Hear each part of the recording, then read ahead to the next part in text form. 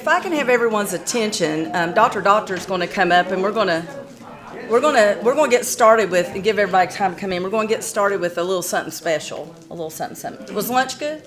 Yeah, Good. Everybody got in and out, and we got it was a little chilly in the shade, but other than that, I'm gonna ask Dr. Doctor to come up, and so I will, in way of getting started, we're going to do a little something special to begin. But as you can see, there's two names on this screen. Myself, I'm Lisa Oakley, and Dr. Doctor will tell you a little bit more about me in way of introduction. But also, Olivia Roberts is a student at UT, and we've been working together on this project, which it is a project, for this semester. And so Olivia is going to do a couple of the pieces of the presentation today, but we have a little something special for her. And Dr. Doctor, do you want to come up? And this is something that we're collaborating with the Roberts family to present. Come up here, and y'all stand over here. I'll talk. Y'all stand over here. okay. And so they can get a picture. So Olivia's family's here, and I've worked a good bit with Wayne, and Warren has with the Jefferson County Genealogical and Historical Society, and he's raised a good one here. He and others have been responsible for that as well. But she came to me, and that's the first thing she told me, is that Wayne Roberts is my grandfather. And so he wanted to make sure that she was presented this First Families of Tennessee certificate for the families that she introduced me to, the Jarnagans and the Witts. And so we started on this endeavor thinking first about working in this genealogical effort, and then she heard about this project and we went a different route. But so I want to make sure, do you want us to take the plastic off? Did anybody take a picture? Did y'all get a picture? Okay, you're good. So welcome to the First Family. Yes. So, but anyway, wanted to take a minute to do that. So now you can get over that a little while before your turn, and I'll turn it over to Dr. Doctor to welcome y'all back. Okay, thanks everyone. Thanks for coming back after lunch. Thank you, Lisa. I have, we all know Lisa, so I don't really have to introduce her so much, but I thought I'd still tell you about her a little bit. Because Lisa, again, we all owe her a debt of gratitude in being here today, because she helped organize this. And her accomplishments are so many. I remember when you won the UT Alum of the Year Award, I think 2 years ago, that the department bestowed on all the work that Lisa has done for history in the field of history and for the history of East Tennessee. And I learned so much about Lisa, so I'm happy to share some of that with you today. She holds an MA in history with an emphasis on historic preservation and public history from Middle Tennessee State, which makes her an acolyte of the state historian Van West. During her tenure as curator of education and now vice president with the East Tennessee Historical Society, Ms. Oakley worked with ETHS exhibition and research projects, as well as directly with students in a museum setting and through classroom outreach, as well as extending these services to teachers in the workshops that she does. Between 1993 and 2014, Ms. Oakley directed 3 U.S. Education Training American History grants, the value of which I believe was well over $1 million. I've lost my place. But she's worked with the National Endowment for Humanities. She's our Regional History Day coordinator, which she's done since 2001. And she worked with lots of middle school and high school students and teachers throughout the region, not just here in Knoxville. She's worked with UT history faculty and community historians and educators to bring in judges for National History Day. The curatorial position that she's in has expanded to the role of vice president under my tenure, and it's a special role which brings in education and programming and interpretation. So I'm extremely honored to be her president, and for her to be my vice president. I'm extremely interested in hearing her talk today. So let's give her a warm round of applause and thanks for all that she has done. Thank you. And I want to say a big thank you to Dr. Dan Feller here in the front.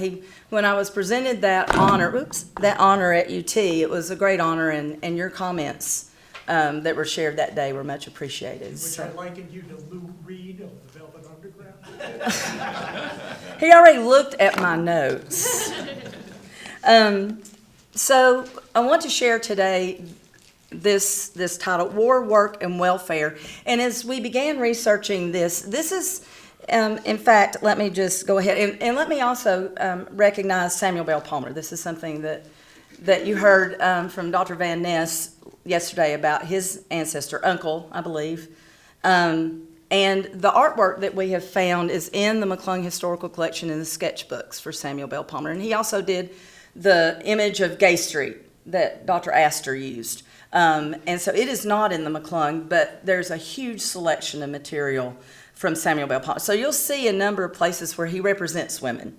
And that's a rare thing to find. So it's not an easy thing to find a slideshow that just kind of go from one image to another image. So we've tried to do that as best we can, and I will share some words that will help. But war, work, and welfare, those are words that all related to things that we were learning and observing, that women were actively engaged with, had agency with, were observing, and were participating in. And so that's the reason for that. And women are actively experiencing the Civil War. And we hear women's voices when we read about things. I remember the first time really that I started thinking about women in the context of the Civil War. Now what am I doing? Let's try this. Yes. The first time I really thought about it was when I watched the Civil War series back in graduate school, Kim Burns and the Mary Chestnut, that name again, Mary Chestnut diary. And the excerpts that he used. And I think that was one of the impressive things to the public at that time about the Civil War series and Kim Burns' work, is he brought those voices forward from the soldiers, from the people participating, and actually read the words of. And so a lot of people go back to think about, well, you know, that brought that voice to life. And so I think about that and share here one of the things I think that I like to do, and it has to do with being in public history, practicing history with the public and trying to connect either through exhibits or through a talk. But usually we're in the back and we have put forward an exhibit, an image, something that has to actively work on behalf of the story with a few pieces of text, and we may not even be present. But I wanted to share an image of Knoxville. We need to think about what Knoxville looked like. The size, the scale, the scope, and who's populating that city. We've heard about the soldiers that are coming, the forces that come through. We know about that war narrative.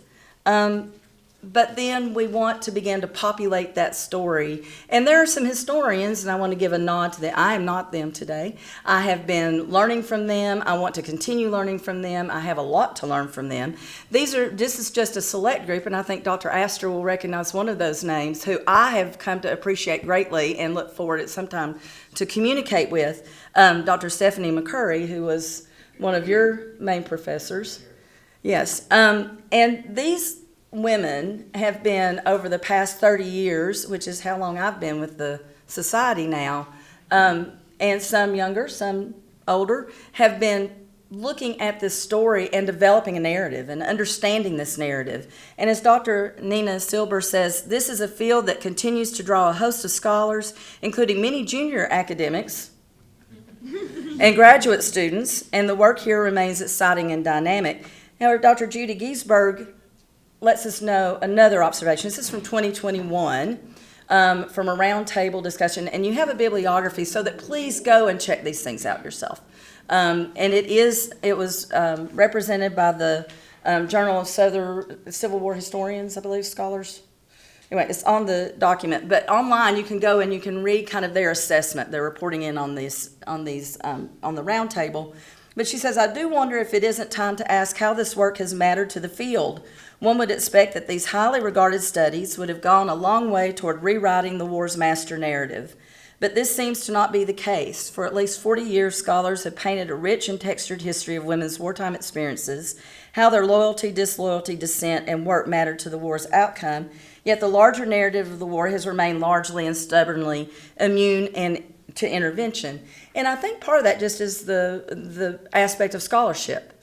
In academia, folks are writing and they're working together on specific scopes and depth in their field. And I feel like public history and those of us that are doing work in museums or historical societies or in organizations to partner with historians to find ways to begin to bring that narrative together.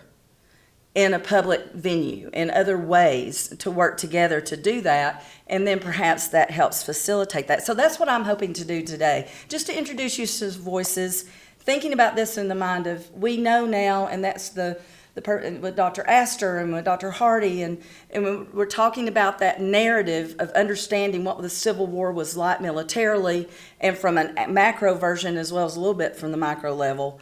But now we want to know a little bit about that women's experience. First of all, some figures. So we need to know who are the women, right, in Knoxville. So we have, these are figures, and the reason I use the 1850 census is because they pulled out Knoxville's numbers, whereas I can go in, I haven't done it yet, I can go into 1860, we can look at the districts and we can probably figure that out. But it was easy to use and easy to share with you, where then you can find that information if you would like to. So no surprise that 50% of the population generally is women, but I thought you might like to see what those numbers actually are in this population. This is a picture of Gay Street in 1869, so again, giving us a place. It's certainly not the city of today. It's not that large, of course. This building is not here yet. This would have been physically the center of Knoxville at that time. The Custom House and Post Office is built in the 1870s. Then Knox County, you can see the numbers go up, but it just gives you a sense of things. If you want to know percentages, I did do some percentages.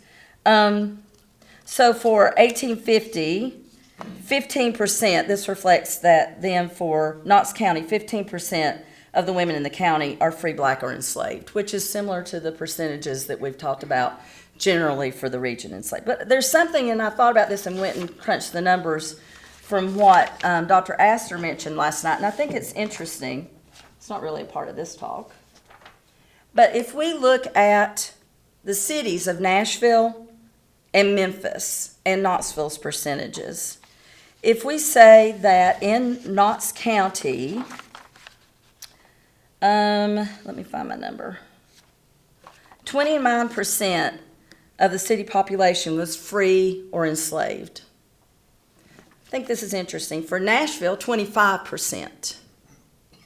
And for Memphis, 29%. So the experience, the urbans, now, once you look at the counties, numbers very different. Memphis, in Shelby County, 47% of the rural area is free or enslaved, and primarily enslaved. But I think it's interesting to say that Knoxville, perhaps, it needed some investigation, is perhaps similar then to experiences of other cities around the state in its population, and perhaps, because a lot of times we can say generally from the macro level that women were this, that we had this number and percentage of slaves and free people. We don't always think about the free women or the enslaved women. So I just thought that was an interesting observation thinking about Dr. Astor last night. So that might be something we follow up with. So there are some things I want us to think about as we begin to talk about these women. Besides thinking about the place, besides thinking about these numbers, that there was a population here, a fairly sizable population, we need to understand that the sources that we have been using typically are the diaries that are published, which we have a couple, and I'll be talking about some of those. We have a couple of those diaries on the shelf, out on the bookshelf.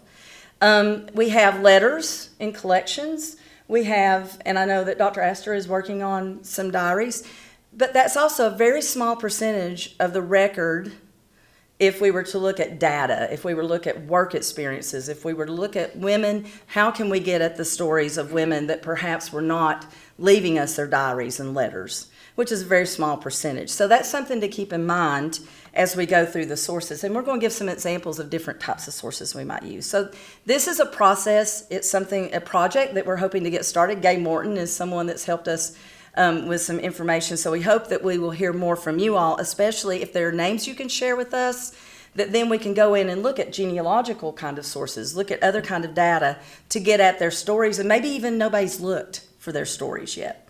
So we need to consider the sources and the wide variety of sources there may be, and understand that the stories that we've been using are a very small percentage of the women. The other thing I want you to keep in mind is the whole idea, and this is not something I need to explain, right? At the time and through history, there's lots of discussion about the way that women are socially, through social norms, are engaging in the community? How are they working in the community? In what spheres do they interact? And these are a couple of quotes that we wanted to share, and I'll just share the last one. Lieutenant Simmons called on me this evening. He loves me. I dislike him. He is a Yank. And these diaries and these letters are full of these observations. This is Myra Emming in Cleveland and Bradley County. And that fits with the conversation we would expect and the conversation we often see and the vocabulary that's often used, because that is the world that these women, especially educated women, middle class and above, that's how they are speaking, that's the world that they're living in, and that's where we see the language comes through. And also many of the accounts do talk about the social activities of the day. What is life like on a day-to-day basis? And that is incredibly important. But what we want to look for, is there anything more that we can experience if we really look a little bit deeper in between the lines? The last thing I want to mention is, and it's already been talked about a lot, is the impact of occupation throughout East Tennessee. So it is not a north-south thing here.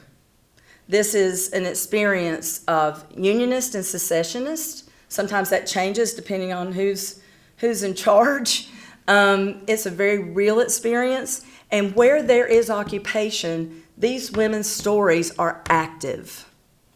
And they reflect firsthand what they are seeing, and not only what they are seeing, what they are doing and what they are involved in. And so I think that's something to realize. There's a great wealth of potential here in looking at these sources and begin to think about how do they fit in and use them as a resource and a reference when we look at what's happening in the official record, what's happening in Ellen House's diary, what's happening in Eliza Fain's diary. And you're going to see an example of how some of that lines up. Here's some images. And again, a Samuel Bell Palmer sketch. This is the evacuation. So what perspective in 1863? If we are evacuating, that is the Confederate evacuation that he is documenting there in that image. It shows great action, and there are not a lot of people represented, but there were women experiencing that, including Ellen House. So, to get started, I want to place us in Hawkins County. First of all, in question, does that make sense to folks? So we want to understand what we're working with. We're working with sources, and we need to dig a little deeper, but we're going to talk about some of those people that I had already met over my career. Their diaries have been published, but then there's some new people we've been introduced to. So we're going to start with some stories. So this is Eliza Ray Anderson Fain, secessionist. She is in her mid-40s. Hawkins County. We've already visited Hawkins County a little bit. She's closer into Rogersville. And let me get caught up with her story, because I want to read you a little bit about her.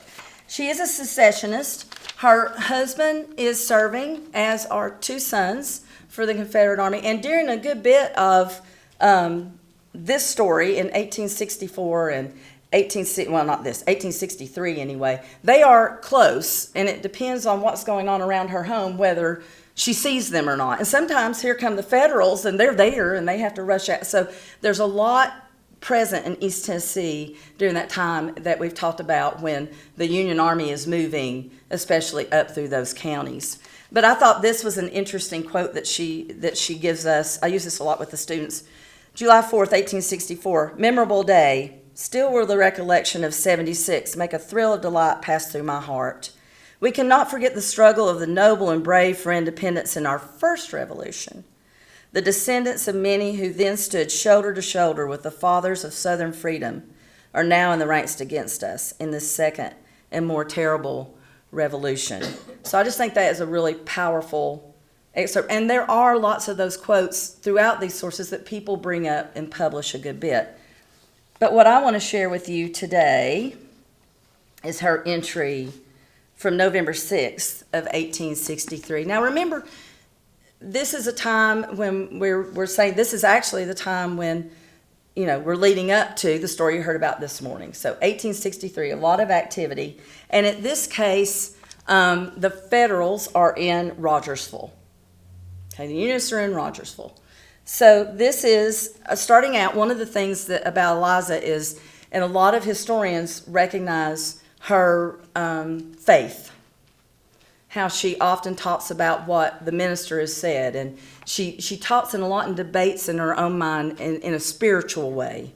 So the first part of this entry talks about, it says, my heart ached, and I raised to God the prayer which has so often been sent up. O God, deliver us, and do not let it turn cold, for we shall be stripped of all our bedding by Home Guard. One reason I asked about the Home Guard. And the East Tennessee regiments quartered in our midst. So we can see that there's a little there that she's talking about and annotating about what's going on in the community. But now let's hear the rest of this story. Just after we had eaten breakfast, some of the children stood looking to the road. I said, Carolyn, what are you looking at? She said, some soldiers are going along. I looked out and supposed there were home guards who had been doing so much mischief at Mrs. Kincaid's, but of this a few moments soon told the tale. We ran out, and the shout we heard told us our deliverers in human form had been permitted by our Father to come. We had looked for them so long. Who is she seeing? Which soldiers? The Confederates are coming. Cousin Eddie Gammon rode back and spoke to me, but I was so excited I did not know who he was until afterwards some of the girls, having recognized him, Sarah, her sister-in-law, brought out her bread and meat as long as it lasted to give them. We felt so sorry we had no more to give. Then they went on to town, capturing the Federals there. Now, this is on November 6th, the Battle of Rogersville. It's in the official record. You can read about all the things that happened. But now she goes on to say, Sarah, this is Hiram Fane's wife. There are a lot of Sarahs in this family.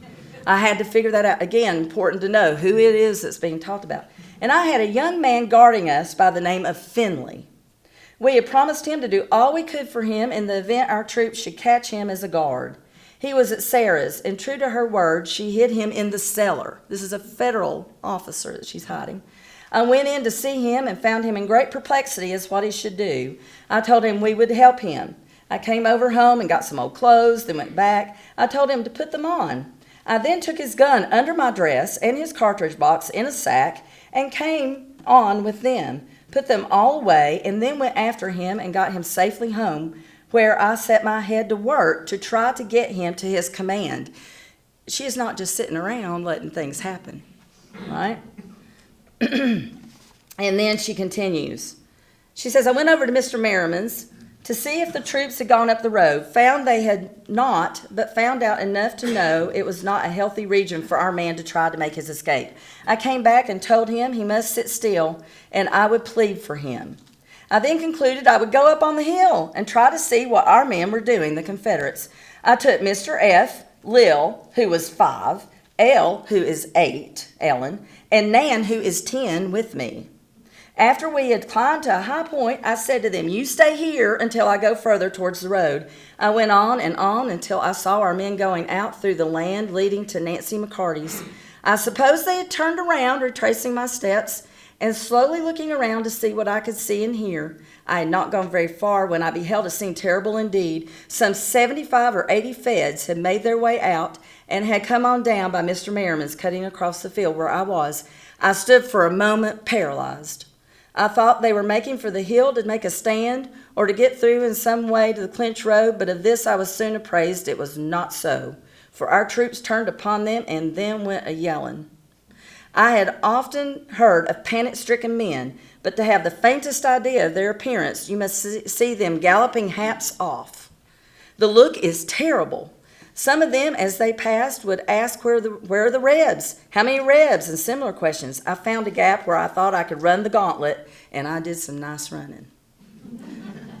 Then, what's interesting is in the official record, Major Daniel Carpenter, 2nd Tennessee Mounted Infantry, U.S., he states, by this time, Colonel Gerard, who is also mentioned in William Isom's talk, because this is the Union officer in charge, he had lost his hat and was seemingly very much excited. So do you reckon that she's actually observing where he has come from? As I got through, I saw a poor fellow whose foot had hung up in the stirrup as he was jumping off his horse. It seemed to be unmanageable. I started to go to him, thought I could perhaps help him, but after a struggle he was disengaged and went skedaddling. They ran in every direction, up the hill, crossing some. And then she goes on to say, that she goes to the top of the hill and the children are gone. But she gets back home, they are present, and ultimately she gets the officer, her guard, through to the Confederate officers for him to be turned in. And hopefully with her and Sarah's word, things go well for him. So what does that account tell us? Anything? Does it give any kind of flesh to the story of what the war was like, perhaps at that micro level? It's something that makes it something we can communicate, just as a soldier's account or letter will of an event. Because she is obviously in the middle of this activity that then we can go and understand more from the military standpoint and from different viewpoints. So that's Eliza, and you can read her diary. It's full of incredible references, but I think this really brought to life what we were trying to show, is that there are many things to think about that this adds a texture to. Now let's talk about another aspect. We've heard about William Brownlow, we've sort of heard about Horace Maynard, and have heard from Ellen House, or referred to Ellen House. So what I wanted to talk about in this case is kind of where these women, their stories may intersect to some degree. And that is understanding exile, understanding being ordered to leave your home. Now, at this side, and you can see the captions tell us that we have the Brownlow home, and then we also, I do not have an image or did not have one handy, of Laura Maynard's home, or Laura Maynard, but this is a letter that's at UT Library, and in the center is Ellen Renshaw House. Brownlow, of course, being Unionist, and Laura Maynard, Unionist, Horace Maynard being a Unionist politician and representative. So William Gownaway Brownlow leaves Knoxville in the fall of 1861. About the same time, a little bit earlier, U.S. Senator, is he Senator? Representative Maynard? Congressman, that's what I was thinking. Because we were talking about Andrew Johnson. So Congressman Maynard is elected and leaves East Tennessee on August 8th of 1861. So they are not home or present. The families are still here. And this gets at a little bit of what we were alluding to and talking about under Confederate occupation. It is not going, the Confederates initially think that people will come to senses or that things will work out well, that there's not going to have to be a lot of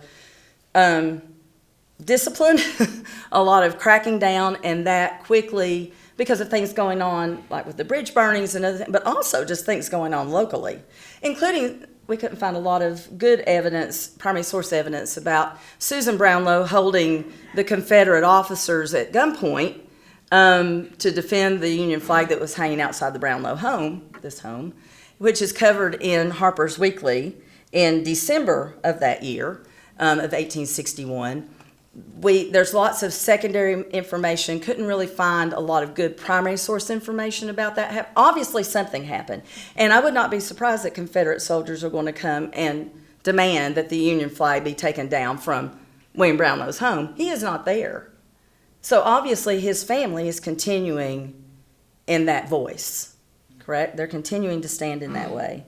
Well, on April 21st of 1862, Mrs. William Brownlow is ordered by Major General E. Kirby Smith to pass beyond the CS line within 36 hours. Her answer, dated the same date, reads, "Your official note ordering myself and family to remove beyond the limits of the Confederate States within the next 36 hours is just received, and I hasten to reply to it. My husband, as you are aware, is not here to afford me his protection and counsel, and being well nigh in the evening of life, and with a family of dependent children," we're going to come back to that, "I have to request a matter of indulgence that you extend the time for my exile a few days longer. As to leave within the time prescribed by your mandate would result in a total sacrifice of my private interest. I have to request further information whether your passport would afford myself and family, or would afford them safety." By the 22nd, the response from headquarters is that the request for an extension has been granted till Thursday morning next. Your safety will be the soldiers sent along for your protection to the lines of the enemy. On the 23rd, communications documents the names of the persons to go to Norfolk, Virginia. So that's where they're headed. Mrs. Eliza Brownlow and 3 children. Miss Mary Brownlow, 13. Miss Susan Sawyers, who is Susan Brownlow, who has been married. She's 23 and has a baby. And then, now I find this one interesting. John Bell Brownlow, who is 22 years old and becomes a major play in the later in the 1863, 1864 period as a cavalry officer. So obviously not necessarily children, but folks that are considered within that Brownlow household and home to be a threat to the peace and tranquility, if we will, of the Confederate Knoxville. So I think that this is important. In the language she uses, I mean, she's basically saying, as you know, my husband is not here for me to... So I think that's that language thing. I think that this is the vocabulary we're communicating in. And she can utilize this in a way to get at the things that she needs. Also on the same day, Mrs. Horace Maynard and her family are ordered to pass beyond the same language, CS line, within 36 hours. By April 23rd, communications go back and forth. She says they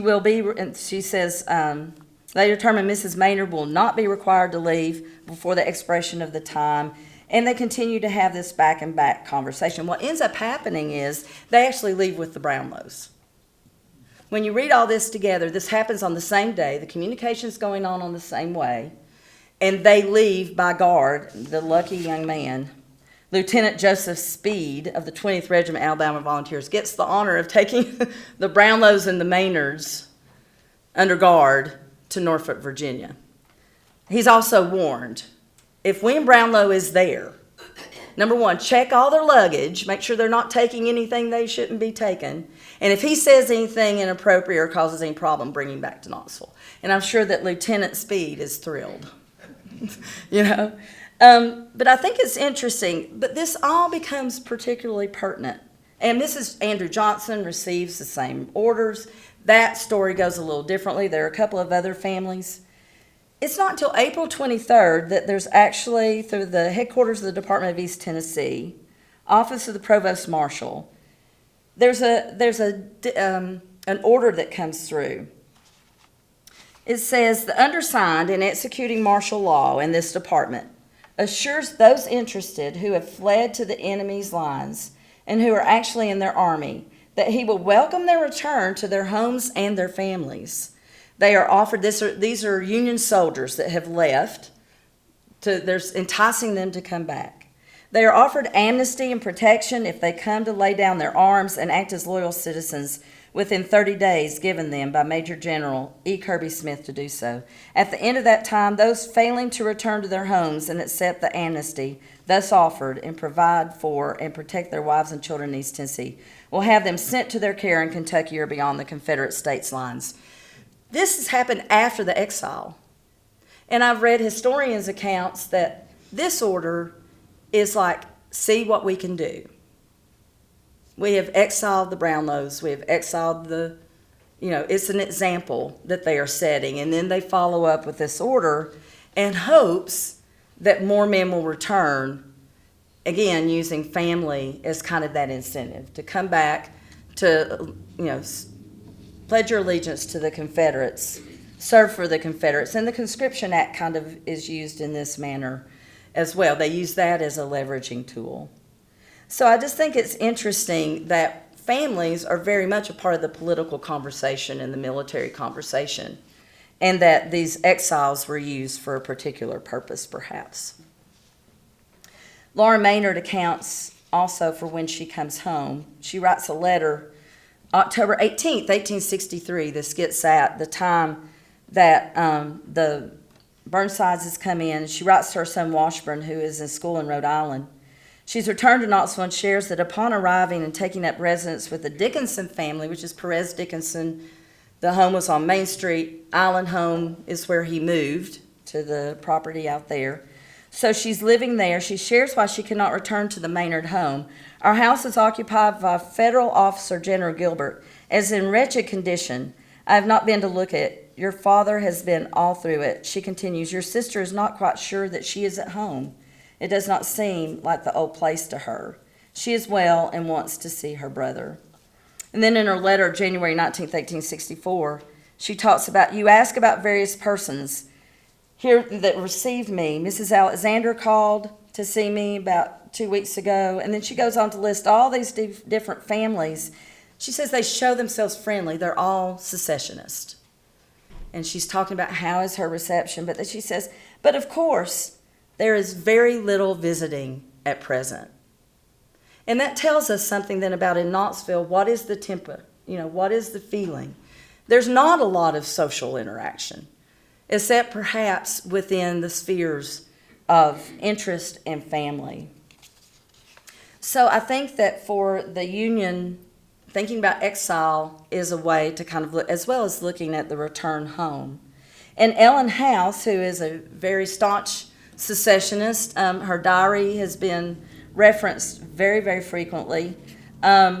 This occupation of the federal forces coming into Knoxville is very noted by her. She has a lot to say about it. But one of the things she talks about is, and this is on January the 10th of 1864, she says, it was bitter cold going up to Mrs. Curry's. This is about prisoners of war leaving Knoxville. We found them at breakfast. Cordy Fletcher was there to tell Colonel O'Brien goodbye. As we were standing on the front door, the prisoners passed on their way because there were prisoner of war camps, of course, here, or jails for the Confederate soldiers. And one of the things that Ellen was very involved in was not only collecting foods for them, medicine, care, but also gathering blankets and clothes. And not just for the prisoners, but for others that had need. So that whole idea of women's fear and welfare is something that all of these women were incredibly involved in. And for Ellen, she was quite the leader of ensuring and advocating for women, especially the secessionist women and elders in her community, to see that these things, that they're taken care of. But as the prisoners are coming past on their way to the depot, over 100 of them, and on impulse of the moment, I said, girls, shake your handkerchiefs to them. And we all did. At least others did. I could not very well, as I left mine at home. I started off in a hurry, and I only had my gloves. Thought that better than nothing. Now, I said that women, oftentimes, this is a story that we would hear from her, right? Well, Brownlow has something to say about this. He writes about this, and he is basically saying, he writes about it on January 16th, 1864, in the Knoxville Whig and Rebel Ventilator. He says, Curry's front porch was filled with she-rebels who made a bold, impudent, and flirting demonstration, such as it takes a Southern she-rebel to make. The rebel prisoners, as a matter of course, replied with shouts and yells. Every one of these women ought to be sent south, and the Curry house ought to be taken for a hospital. Brownlow recognizes the power of what these women are doing. And I think that because of the things that we read in between the lines, women as well as men are active and are having impact in these occupied cities. So she does receive the order to leave. April 8th, 1864, she records that she receives the letter to be, she leaves. In fact, Susan Ramsey, Dr. J.G.M. Ramsey's daughter, also leaves at the same time. She is ordered out. Ellen's mother ensures and is adamant that her sister go with her. So her sister goes with her. They all go to Abingdon, and then later in the summer, in fact, they leave in shifts, and so there's a whole exodus of secessionists from Knoxville. They end up in Abingdon and then make their way different places in a few months, and she ends up in Georgia. After returning to Knoxville in 1865, Ellen writes of the goings-on in the city and observes the efforts of residents to return to a difficult and almost sometimes impossible normalcy. In fact, in August, she says, no man's life is safe on either side. So in those first months, it's very violent and very difficult. She's still keeping the flame burning, however.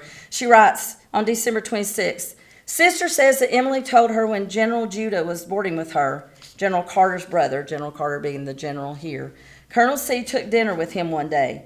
She asked if his brother had sent me south. He said yes, that I had given some very valuable information to the enemy. I only wish I had had it in my power to do so. I never knew how much importance I had. But then on December 31st, she writes in great grief. The last day of the year, I thought the beginning sad enough. It is one I could not have seen the end. I thought I mourned over my country when it fell. I did not know what sorrow was then. I had not lost my brother. He is my first thought in the morning, my last at night. I used to think this world so bright and beautiful, and that everyone was as happy as they seemed. Now I know differently. No, the lips may smile when the heart is nigh. John House was shot in an apparent robbery on the road outside of Knoxville. His coat is in the exhibit. I think it's a mixture.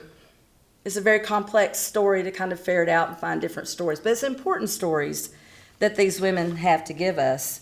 And we have some additional stories. These are names that you're familiar with. These are stories you're familiar with, and I just wanted to encourage you to go back. We will be going back. This has just been this semester. We've been dealing with this. We want to make this a project where we can gather women's names, that we can use these as reference materials, find the names, and use the material that William had earlier. See what we can do to track these women and to find resources to understand more broadly, because we have access and ability to work them into our exhibits, to work them into our programs, to find additional ways to bring their stories to life. So, with that, I'm going to let Olivia come and share a couple of stories with you, and then we will conclude with our most favorite.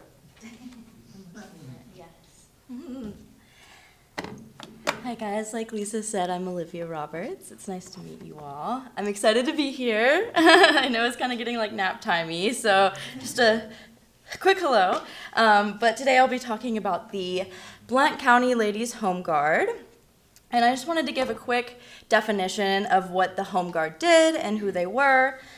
So during the Civil War, the Blount Ladies Home Guard communicated information on movements of the Confederate troops with nearby Union soldiers and their neighbors that were sympathetic to the Union. They also carried letters between soldiers and their families and aided in escaping Union prisoners by hiding them from the Confederates and helping them to reunite with military units. They also helped in setting up secret meetings with the Union Army recruits and assisting them in traveling to Kentucky to enlist. There are no documented cases where the Blount County Ladies Home Guard participated in any kind of military skirmishes, but they did patrol their community fully armed on horseback. These ladies were not officially rostered soldiers serving in the United States military, even though they assigned themselves as captain, lieutenant, flag bearer, and privates. So I wanted to go ahead and start off with Cynthia Dunn, who is the self-claimed the captain, and she rightfully deserves that title in my opinion. And then Harriet McTeer is the lieutenant. The other women involved were Samantha and Adeline Miller. They were sisters, and so were Eveline and Ladora Jackson. They were also sisters. All of these women were neighbors. They were living in the same community in Blount County, which is present-day Brick Mill, Bakers Creek. And all of the women involved in this had brothers, fathers, and cousins serving with the Union Army. So when we consider the importance of the Home Guard, we have to think about this as an act of service that was projected onto the community but not formally recognized. So one of my favorite letters is this one up here to Mr. W.A. McTeer from John T. Gunn, who saw the Blount County Ladies Home Guard. And the quote is, "As the cavalry came nearer, we discovered that it floated the stars and stripes. When the company came in full view, we found it was composed of women, armed with sabers, shotguns, and horse pistols. It fell to my lot to go forward and salute them. Their commander, Cynthia, informed me that they were loyal home guards. I introduced myself and asked her name, and her response was, 'My name is Cynthia Dunn of Blount County.' She brought us the news that Longstreet had crossed the old French Broads and gone back to Old Virgie. She drew her company up in line by the road, and as our army marched by, every command gave a salute, and for miles and miles their cheering could be heard." So I think that this shows the true impact that these women had on their community and the impact that they had in the war in general. Often these stories are forgotten, and Lisa has been really great about trying to bring them back to life. So I think it's something that's important to remember. I think Cynthia Dunn's included in the exhibit hall as well, right? So you can go read about her more there. One other thing that I wanted to bring up was, while these ladies, of course, were Union supporters, they didn't just halt their righteous moral beliefs because of that. There's one story where the Blunt ladies' home guard assisted in a neighbor boy who was a Confederate soldier. The young soldier had returned to see his families, and the ladies set up meeting times in places where they could meet and not be seen. But according to one account, they agreed to help the young man only because he had not acted in the guerrilla warfare when the Confederates held the territory. So I think that speaks miles for these women. Do I just? Yeah. Okay. Our next slide is on war work. And this is one of our, well, first off, let me say thank you to Gaydell Morton, because she's the one that found these pension records in the first place.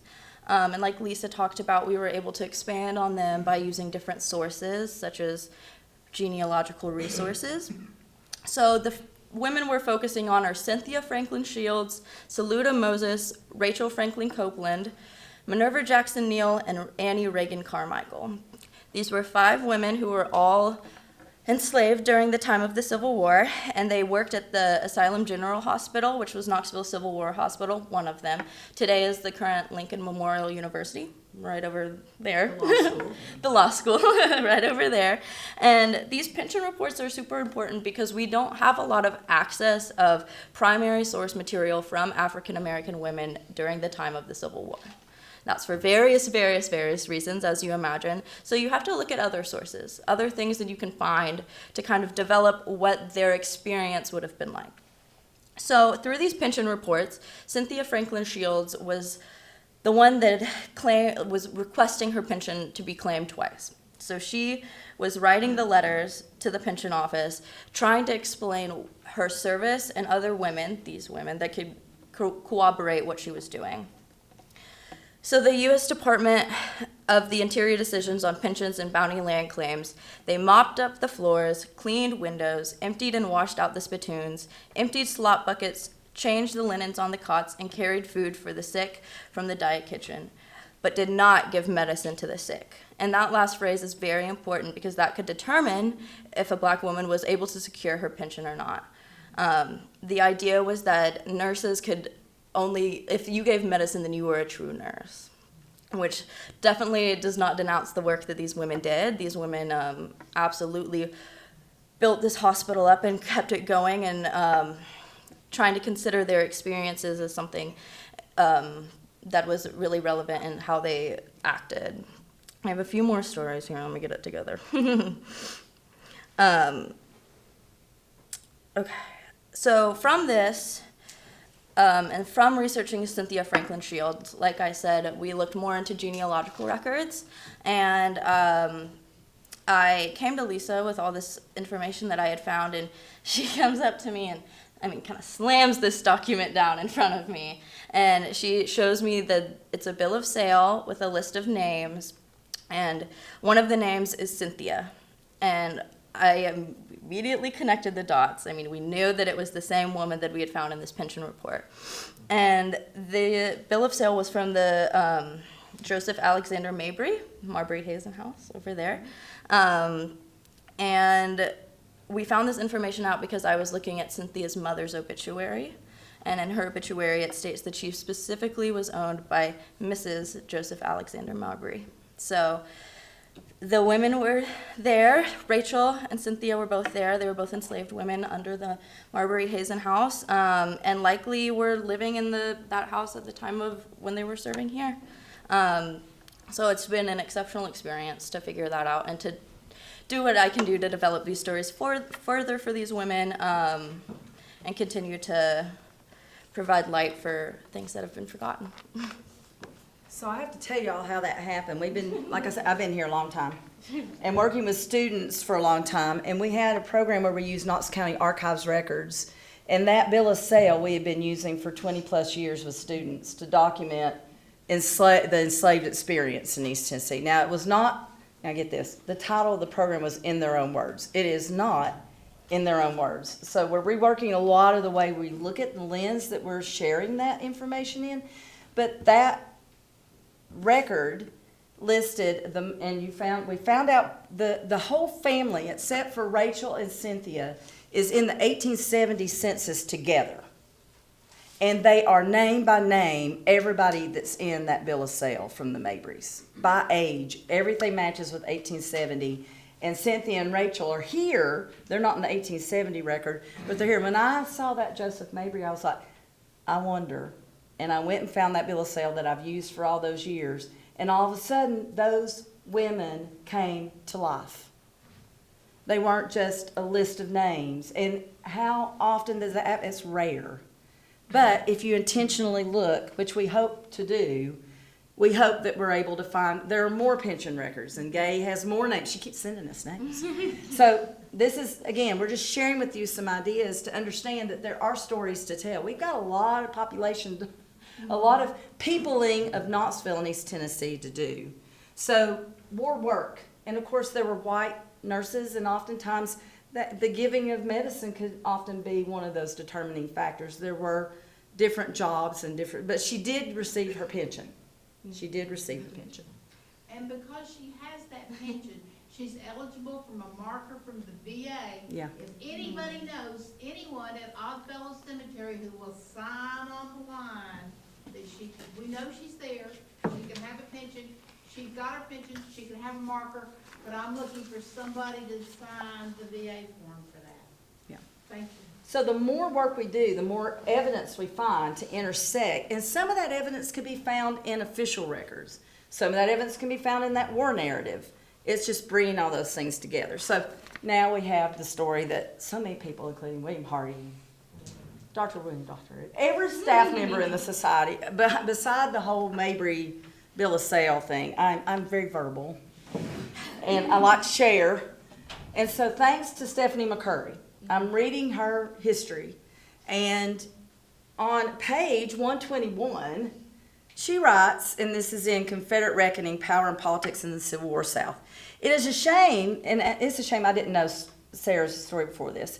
She says, Sarah Thompson left a powerful account of how one of those unionist networks operated in the area of Greenville, East Tennessee, and of loyal white women, enslaved men and women, and white men who composed it. I need to get to Duke, see her papers, because apparently there's a list of the whole network of people that she was coordinating in Greenville. So, and this is a picture then of Sarah Thompson. This is when she dies in 1909. This is from the newspaper heading, and this is from one of the documents we're talking about. And this is our last lady to kind of talk about.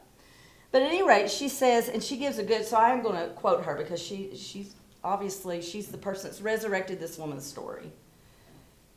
She says, notwithstanding the original unionist orientation of the area and the secession crisis, Thompson and her brothers, and her husband, his brother, listen to me, Sylvanus, operated in a highly dangerous local context of Confederate military occupation and surveillance in a region descending rapidly into guerrilla war. Now, this is in 1864, late 1863, 64, lots of guerrilla activity, and that's something Aaron alluded to. Once Longstreet leaves, it really is these, both Union and Confederate. These are a lot of times later, later men that have come into the forces later. They're not always disciplined and trained the same way. So we're not just going to say it's the Confederate side under John Hunt Morgan. It could be other cavalry regiments on the Union side too. Dr. McCurry incorporates Sarah's account from her archival collection housed at Duke University libraries, which are online, and that's in the bibliography. Thompson's account of their experience, she and Sylvanus, starts in September 1864 and circles back to the spring. It's like a memoir. So she tells about that. Then she goes back to the spring of 1862 when her husband went over the mountains to Kentucky and enlisted in the Union Army. When he came back to raise more recruits for his company, have y'all heard the story of Daniel Ellis, the guide? Well, that's what Sylvanus is doing. In fact, they knew each other, okay? So when we're talking about recruiting, he's coming in sometimes behind lines and recruiting Union men to come back and join the regiments. So this is not approved operations in Confederate territory, right? She is his aide. She is the person that's helping facilitate this. In fact, she says he had to keep himself hid as a matter of course, and he turned to her to help him as he had more confidence in me than anyone else. She was his aide. Some historians refer to her as a spy, but I think when we just say a woman is a spy, we all have kind of an idea what that is, right? I think this is more active. I mean, this is something this taking messages back and forth, working clandestinely at home in your spheres on behalf of whichever side might be occupying at that time or against. I think it was probably fairly more common than that. I wouldn't say mundane, but it certainly was more regular. And she's operating fully and actively. He is killed earlier in that spring in 1864. But now so he's killed 1864. His ability to work as a federal recruiter depended critically on a network of collaborators at home marshaled by his wife. And again, that's Dr. McCurry. So Sarah made a critical contribution. Anybody know what she actually did? Do I actually say it in here? Yeah. She is the person credited at the time in primary source material for getting the information to the Union Army at Bull's Gap that General John Hunt Morgan and his raiders were in Greenville, which he's on par. I guess you could debate militarily on par with Nathan Bedford, but certainly is a cavalry general that he's causing all kinds of trouble in Kentucky, and the Union would love to capture him. So they are aware that, and everybody's on the lookout, and so it's a whole dramatic story about how the information gets to Bull's Gap. One of the key officers there is John Bell Brownlow, that child in Brownlow's household, is one of the Union cavalry officers that backs up that information, says we must go to Greenville. Gillum is not so interested. It's a huge storm. He's like, I don't know about this. I don't know that we need to be doing this. I don't really trust this information. But Brownlow and Miller, the other cavalry officer, and we believe there's actually, William Hardy upstairs pulls out a folder and hands it to me. That is a letter and a set of documents he's working with from a Mrs. Mary Miller from Greenville that says she and another lady were the folks, and she actually tells about, she's writing to Brownlow and telling about what he was wearing when she brought him the information, what he was doing. She doesn't name Sarah Thompson by name. But at any rate, so that's basically, and then the whole story happens that the cavalry regiments come first, Gillum behind. Ultimately, John Hunt Morgan is killed at the Dixon Williams mansion. And so do y'all kind of know maybe a little bit of that story? But what's important about this is what happens after, because everybody needs to know who is responsible for telling this story. Now, that's not the purpose of this talk. That's a whole other talk.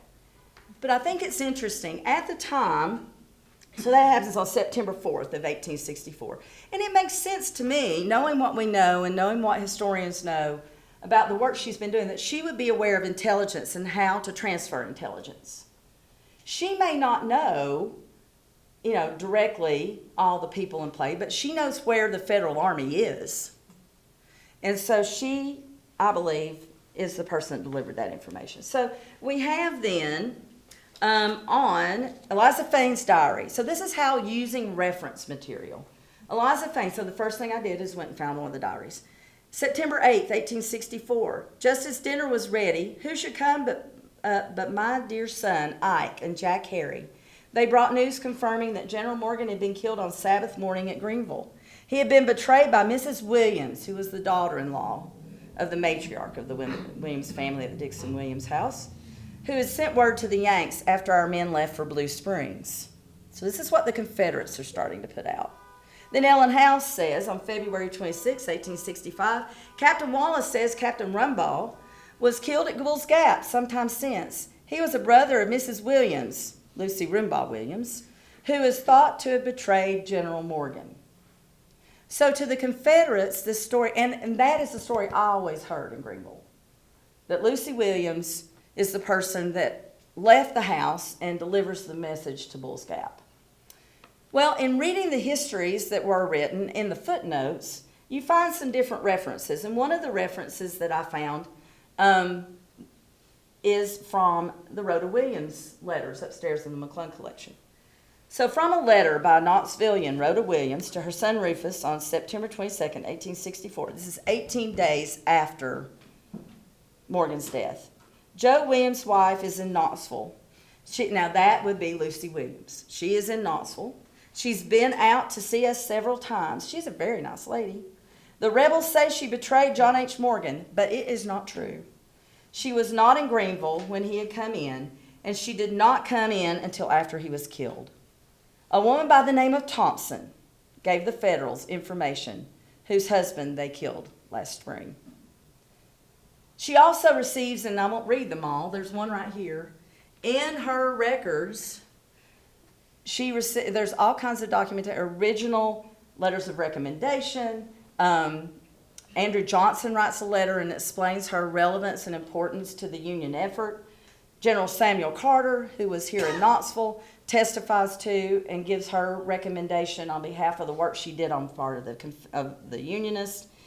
John Bell Brownlow writes an account, says, I know this woman personally and can tell because she was not in the best position. She was never able to make a lot of money. She actually comes to Knoxville, works in one of the hospitals. She does get a pension later. She ends up going to Washington, D.C., working in federal government there, but is never able to get very far. So these officers and these people that knew her continue to write letters or recommendations to those official folks in D.C. Perhaps you can find another post for her. Perhaps you can help. So I think it's interesting. This is one of them. E.J. Brooks was with the Michigan Cavalry, who was with Gillam's forces. The value of Mrs. Thompson's services to the cause of the Union was not exceeded by those of any of the gallant soldiers with whom I served. So I think it's interesting because she's not really given credit for that now. She's buried in Arlington, in D.C. This is actually a very lengthy article that's written about her. But then in the 1890s, there begins to be a credit to a young man that's 12. His name's Jimmy Leedy. And so there's a story there that I want to learn more about that I think has something to do with after the war. So I think that what we can see, and then I'll conclude with that, there are these fascinating stories, and these are just a few. These are the ones that we've been able to glean. I started with the ones I knew. When I was thinking about doing this presentation, I thought of Ellen House. I thought of Eliza Fane. I thought of those records. And then it's like, there are more, I am sure. But then I started thinking, well, how do we find them? And that's how we went on this route. And that's what we want to continue with. But what happens after the war? And a lot of what the historians are writing about and understanding today is that it benefited, in many cases, women in different situations to return to somewhat normalcy. With that idea of the sphere that they would work within, that the language that they would use, that whole idea of Victorian womanhood. But you know what? You can't go back. So women had experienced things, but also began to wield that experience back within those spheres. And of course, there is some debate, Victoria Ott being one of the historians that talks about Confederate daughters, and that they had a real role in how women, Southern women, were defined and represented in that post-Civil War lost cause kind of mythology that develops. Because that is the place where they can have the strongest future, have the most power and influence, and just kind of returning to that area. John Hunt Morgan was a martyr for that Southern cause. He was, his story became this heroic story that he was, to some he was murdered, to some, they used the account that was more accurate.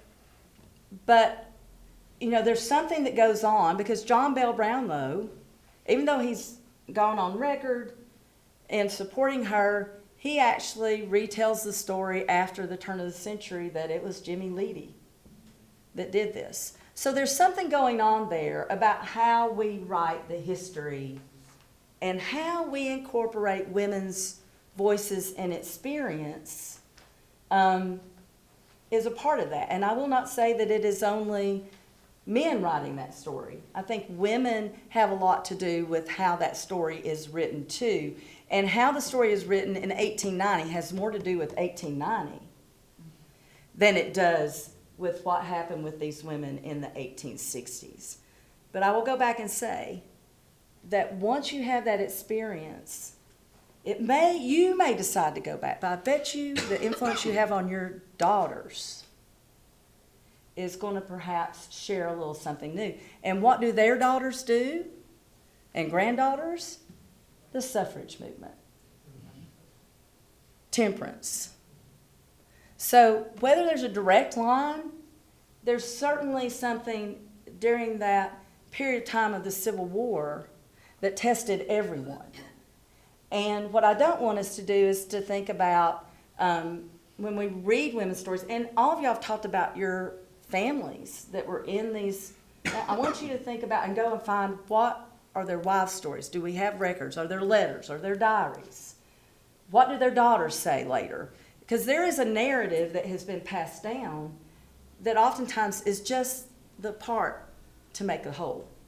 And so I think that's what we're hoping to do through this project as we work on, future exhibits. We hope to bring some of these stories forward. I hope this was somewhat helpful to you all, and I welcome any questions. I don't know that I have answers. This is not about the answers. We're in the question phase, and if you don't know, as historians, we live for the question almost more than we live for the answer. Oh, well, there's an answer. Okay, what's the next question? So again, this is not to be definitive in any way, but any question or yes. Hey, Patrick. Hello. Yes. Two questions. One, curious about the Blood County Home Guard. Is there any evidence they contributed to the disruption of the slave system, helping enslaved people move across to join groups at Camp Nelson up in Kentucky there? And Camp Nelson, if y'all aren't aware, is a really good resource to look at, and it's a national park site. They have great references. One thing we did not talk about were refugees. Now, there are 3 articles that I mentioned to you all that give great historical context to a number of things we talked about. There's a great article in one of these about refugees, which a lot of those folks ended up at Camp Nelson, as well as USCT troops. Yeah, a number of regiments were raised there. I'm going to shout out to my friend Steve Fawn. We started off at the internship at Richmond National Battlefield. And Patrick's with Mabry Hazen House. So, I'm just curious, did you find any sort of that in your research on the Home Guard there? Or No, but that is a question. Yeah. So we wrote that question.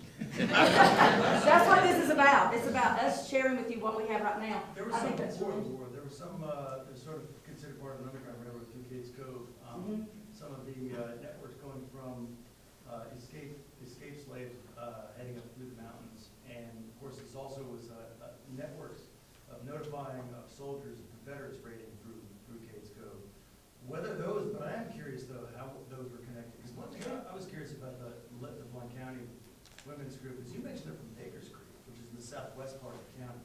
I was thinking they'd be more in the southeast, like near Walnut area, because and also McTier. That's a big name. Close to Rockford. Yeah. So that was kind of curious that I wouldn't have thought it was that part of the county. So see, this is where everybody's got to get together, having that historical knowledge and reference Yeah. to make sense. There may have been other units, but Yeah. McTier is definitely one of them. I mean, because it's major Will McTier was. Yeah, big deal. And we've been following around 3 men named Bill, William, and Moses that escaped from Joseph Mabry in late '62, early '63, and trying to see if we could deduce maybe where they ended up. We know they escaped from his Cold Springs farm and took the horses with them as well. So that's one. And there are a lot of stories we did not tell. George Mabry, his wife, was a unionist. Yeah, Jeanette Humes. Jeanette Humes. So there's a whole story there. I mean, there's so many stories and so many Tennessee rabbits. State Museum has it wrong. George Mabry was not a Confederate. He was a strict neutralist. Yeah. So, And he's out in basically what's now, is it not, what road or level? Mabry Hood Road. Maybe, well, so this is just a start to begin. We're going to start a database and start to pull all these things together. I have a resource at Mary Hazen I'd love to share too about a number of local women that started kind of a poverty organization shortly after 65, and Warren Mabry's got the whole list of officers and members there, so I'll share that with y'all. My second question has actually concern with the idea of gossip. Oh. And I was wondering if you have discovered in any of your kind of your research the role gossip played in the way that they're exchanging information, because that is one realm I think women had a great deal of social currency to utilize in gaining knowledge about where troop movements are in the military aspects is through that. And one thing we find in gossip is, rumor was rampant. I mean, they got to where really it was like, oh, really, again? But gossip, I think where gossip really plays in is something that's accepted and nobody pays any attention to what the gossip is, right? So people, it's like, So one of the things I think, and one of the things that's shared is and Ellen was great at gossip. Yeah. You know, all these diaries are full of gossip. Now, Eliza did not gossip, not particularly, but she's doing a lot and talking a lot about families and things that are going on. But one of the things they say is that women know what's expected and how it's expected that they speak and act. And so sometimes they can make that work on their behalf. And so sometimes it's like a code. You're having all this gossip, but they're actually, like I said, it's not mundane. I don't mean mundane in a way that it's boring. It's just there's a lot going on that maybe people are not aware of. So I think that women are more involved in the sharing of information. But is it going back to war? Is it about war? It's a product of war. It is about welfare. It is about welfare and responsibility and work. And so, yeah, I think gossip is a really good part of that. And I had not thought about that, but that's the interesting way of communication. Yes? One other thing that could help actually is Missouri's Civil War experience, which is so defined by guerrilla warfare. Michael Feldman a long time ago wrote Inside War, and he came across this, or he developed this idea of survival lies, that women would tell certain stories because they're being followed by both sides. They have to tell a consistent story. Leanne Whites, who's also written a lot about guerrilla war, had this concept that that women in guerrilla war were the supply line for guerrillas on both sides. And I think that's that's in some ways this Blount County, the fact that they are related to men who are in the service. You have times, especially as you get later part of the war in East Tennessee, where men are often literally on the run. It's so often that men are not found. You see this across the Cumberland Plateau too. Men are hiding or dead, or they're away, they're being chased. And so women step up and become much more active. But there's this, of course, this Victorian expectation that they're off limits. So there's not so much, there are some occasions, some exceptions, but they're not physically directly attacked. But the most direct attack that does is often their houses will run down. And in fact, it was even described as symbolic rape. That basically everything around them was exposed, and it was just one of the most humiliating experiences done to many women who, by this point, in many cases, are leading their own households. So this is starting to happen a lot more in the mountains as well in the last year of the war, because it gets more. Well, one of the things that's interesting in Dr. McCurry's book on women at war, she has a whole chapter on how the regulations in the military changed in the way that civilians were treated. In the beginning, it was very much civilians and defined of hands off, and especially with women and children. That changes drastically and was rewritten to where it's anything basically that needs to be done because of what they are seeing of women defending home, property, but also working on behalf of, I want to learn more about our Jones Green War story with the shirt we have in the exhibit from Mr. Green, who is killed, coming home, checking on his family. He's hiding out in the mountains in Hancock County. Well, I'm sure that he's doing that, and they are supplying him. And so I think that there's a lot of work being done on how that occurs and how that is recognized by the military and how that is accounted for in the actual rules and regs on how to deal with the civilian population. No longer are women safe from any of those actions. That comes out of Francis Lieber Code of Yes. Order 100, but it's still a question of applying it, of whether or not civilians who aid and abet guerrillas are not illegal combatants, whether they're tried. It often becomes banishment. Yeah. Because it's all in the application, right? It's like, what do you feel comfortable actually doing? Any other question? Yes? Your observation, you're talking about women that were very strong-willed and accomplished. The impact of the war on women that were not strong-willed was quite significant as well. That might be another area Yes. for you to pursue. Please, and if you know, if there are people, you know, what we want to do is to find those stories that help us build it out. So if you have women from your family, I've got an example, but it's not from this area, it's in Virginia. This was the eastern shore of Virginia, peninsula on the eastern side of the Chesapeake Bay. They were occupied by Union forces. Her husband was a doctor. He wouldn't be allowed to treat Union soldiers unless he signed an oath of allegiance. He refused to do it. He never practiced medicine again after that. But he was arrested. Fortunately, he was a close friend to the federal military governor, I guess you would say, of the area, and he was immediately released. But she was traumatized. She was used to being, they were well off. right, Her husband, a doctor, and a gentleman farmer with a plantation. But she was constantly under stress, and she died before the war ended, and totally disrupted their lives. They had a governess that taught the kids. The governess was from Pennsylvania, and she was forced to leave the state. Now, after the death of the first wife, he ended up marrying the governess about 10 years later and brought her back to Virginia. But I'm sure there are many stories like that that would be of interest, and many of them would be possibly found here in Knoxville and East Tennessee. and I think part of that is, we didn't even hit on, I mean, Ellen does a little bit. I mean, they were responsible for the burials. I mean, who's taking care of the family and, you know, just the status.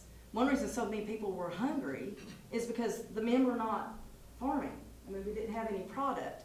So, yeah, I think you're right, no matter where you were and what scale. We've kind of given some extra sort of stories. But, you know, there's a lot of women that just wrote on behalf, you know, to the officer, you know, to get freedom for their soldier son, or, you know, just took an action of writing a letter, or just having to cope with the occupation or whatever it is. All of that is something that documents the actual war and the activity within the war. So yes. I have a story very local, just a half a mile from here. I want to check with you about its accuracy. I read that when the Union Army occupied Knoxville, they built a pontoon bridge across to the garrison at Fort Dickerson. And a woman upstream near what is now Boyd's Bridge got information that the rebels were going to float some heavily laden barges down there to destroy the pontoon bridge. And the information I had was that came from a spy, a female spy near Boyd's Bridge. Have you heard that story before? Y'all heard that story? Aaron, have you heard this one?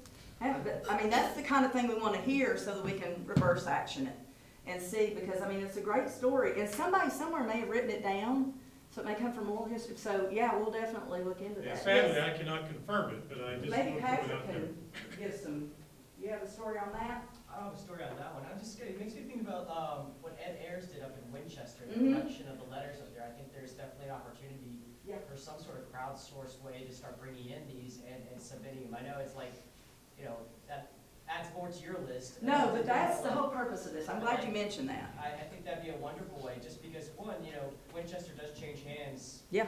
Gosh, how many times? Oh, 72 few times. dozen. Yes, in Winchester, and that's where Dr. Doctor has encouraged me to look at the idea of Appalachia, not just the border states. Yeah.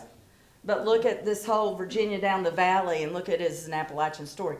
This will continue, this research. It is going to be member-sourced, friend-sourced. Crowdsource implies that everything has to be on the computer. I don't know about that. But this is my contact.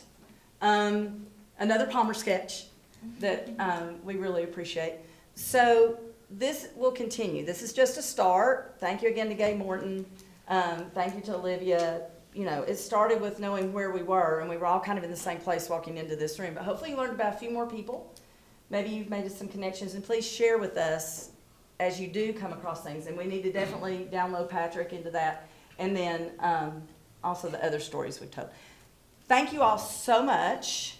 We'll take a quick break, and then we will bring back Dr. Hardy.